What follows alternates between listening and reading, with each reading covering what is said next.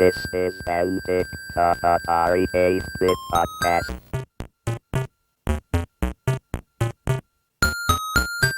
For me, this is kind of like my big break. It was a huge blessing for me, really. I did play the game, and I kept killing E.T. He kept dying on me, and he'd have little crosses over his eyes. And I was going, my God, nobody's going to like this.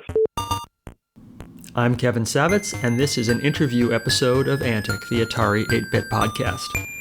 Victor Cross was a freelance copywriter for Atari from 1982 through 1984. He wrote many press releases and product announcements for Atari 2600 and 5200 games. He also wrote the documentation for the Atari 5200 baseball game, plus various catalog copy for Atari. He also wrote game manuals for LucasArts, Spectrum Holobyte, Broderbund, and other software companies. Victor lent me his collection of Atari news releases that he wrote, which I scanned and uploaded to archive.org. You'll find a link to that in our show notes at ataripodcast.com. It's amazing that people are interested in this stuff. I haven't looked at it in probably since the 80s. It's in a dusty binder in a briefcase somewhere, but it's kind of fun to pull out and look and review it and think about those days. That was a fun time for me.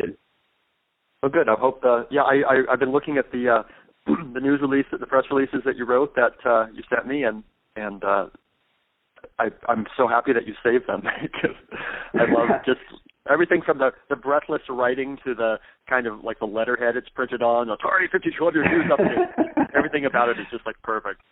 And there's two of those documents I wrote, those big monster product release documents, and then more typically I wrote the individual.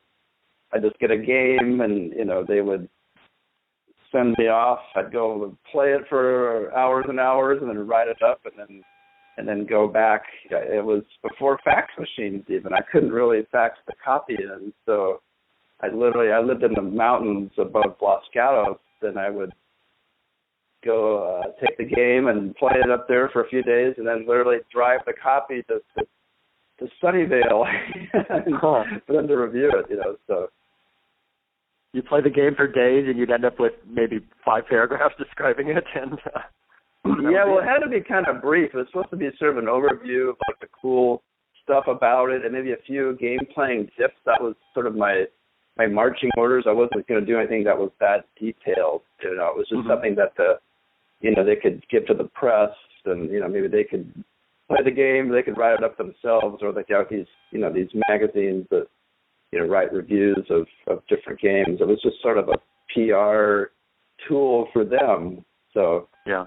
But, I was in my mid-20s when I did this. I had worked in advertising a little bit. I had a job for 6 months, and then I was let go. They just didn't have enough work for me. And then I was a bartender, and, I was, trying to hustle to get into advertising. And for me, this is kind of like my big break, to work in for a real corporate environment or a company. And do this kind of work was a huge blessing for me, really. How did you get the gig? I had a friend his sister-in-law worked in corporate communications with Ginny Yunke, who was sort of my boss and all this, and so she got me an interview with her, and that's what they needed, just somebody to do a freelance work and take these games and play them and write them up, and so that's what I did. And so I didn't have a whole lot. There was a little bit later on. After Jack Tramiel took over, he kind of brought his big broom with him, and so the department kind of was swept out the door. He wanted to get his own folks in, and that was kind of the end of my gig, although I ended up getting a job as an advertising copywriter in San Francisco in 1983 at a place called Ketchum Communications, and I leveraged my Atari experience to work on some of their high-tech lines. But then when that ended, I ended up going back to Atari, but this time I was writing catalog copy in-house. I went in and I had like a regular job. That this was like about for 3 or 4 months. I wrote catalog copy, which I don't think I had any of those samples at all. But it wasn't quite as much fun.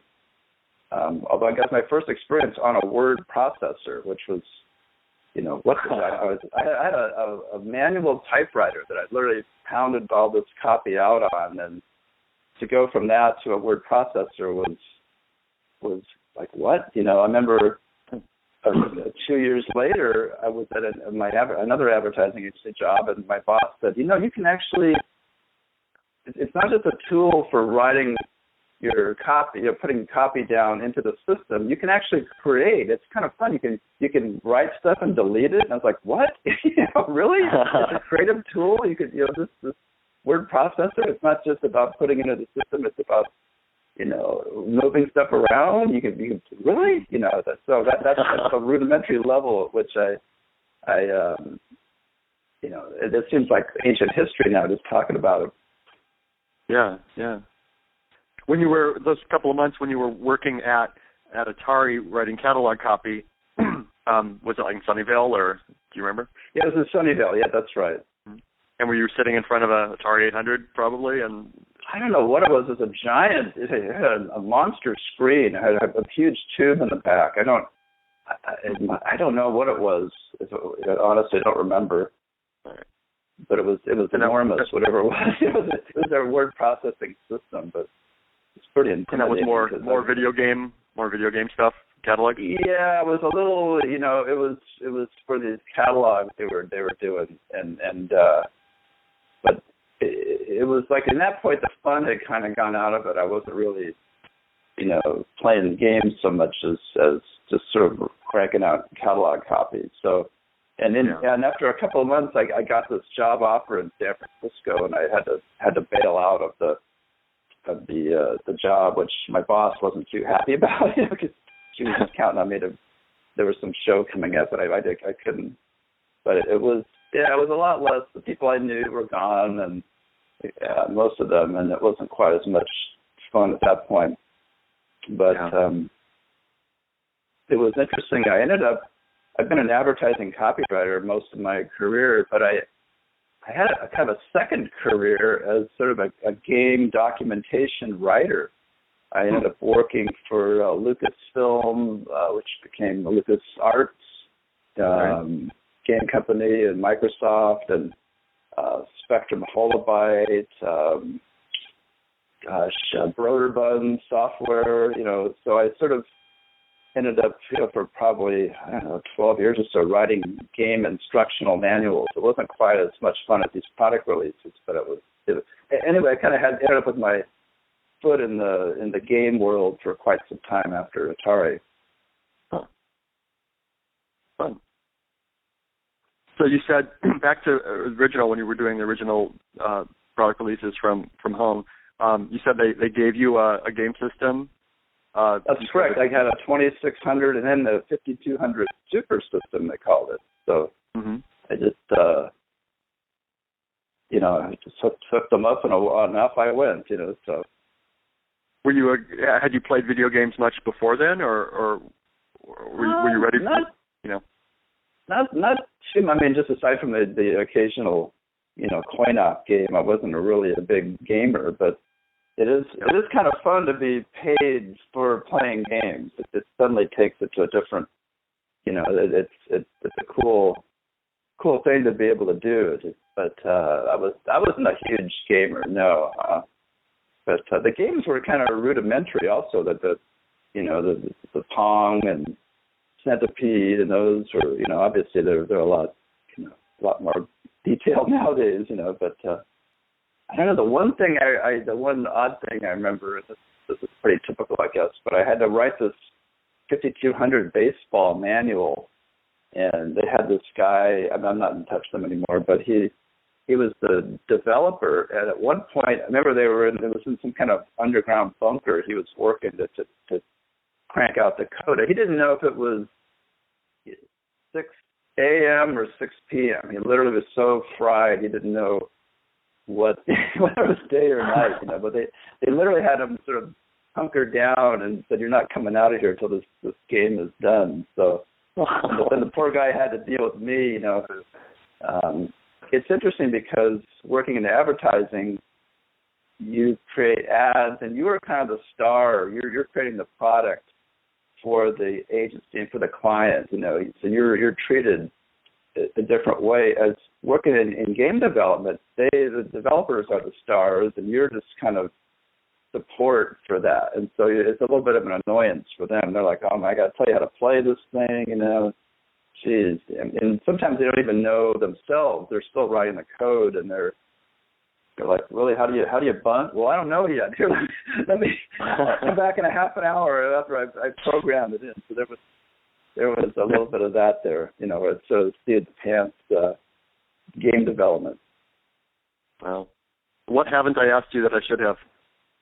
I think maybe there was, a game that was a favorite of mine. I think those classics like the Centipede and Space Invaders were a ton of fun to play. One thing that was interesting was that they came out with this E.T. game. I think it was in 1983, and I took a trip I paid out of my own pocket. I flew to Chicago to go to, I guess it was CES at McCormick Place there, and they had the big introduction for E.T., and I think Alan Alda was involved somehow, announced the game, or he was kind of big. He was a star of MASH, the TV series at that time, and I just remember I didn't have to write one of those product reviews for E.T., but I did play the game, and I kept killing E.T. He was in a pit, and he kept dying on me, and he'd have little crosses over his eyes, like a corpse. His eyes would turn to little X's, and I was going, my God, nobody's going to like this. It's so easy to kill the cuddly, lovable little extraterrestrial guy. That doesn't bode well. And sure enough, the game was a huge flop, and I found out later they had to dump a whole bunch of the cartridges into a landfill somewhere because they couldn't. And I think that was sort of the end of that. That was a big product push that maybe resulted in Jack Tramiel and his gang ultimately coming in and taking over and trying to refocus the company. So it's a lot of eggs in that basket, and it didn't really work out. So. That's neat there to be there for the launch of that game, though. That's kind of fun. It was pretty fun. Yeah, it was. I don't remember much about it really. It was a big, auditorium. I think it was with people talking about this great game and showing it on the screen, and I think I was probably holding my breath, hoping he didn't croak. But don't fall in the pit. Don't fall in the pit. Yeah. So. Nice. All right. Last question: if you could send a message to the Atari gamers who are still out there, and you can right now, what would you tell them?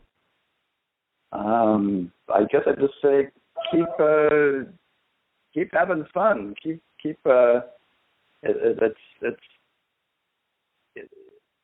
it's a lot of, I don't know, it's addictive, it's fun, it's kind of, some of the games are kind of simple. You blast the space aliens coming at you, but I still play Miss Pac-Man. Whenever I go to an arcade, I see one arcade, I can't help myself. I just and it's a different, I don't know, it's more of it's not quite so cerebral as some games that I've played, past that, but it's good fun. And I just say keep having fun and keep enjoying the kind of gut level simplicity of what you're doing. And yeah, it's still a kick for me even after all this time. Awesome. Good answer. Thank you very much, Victor. All right, thank you.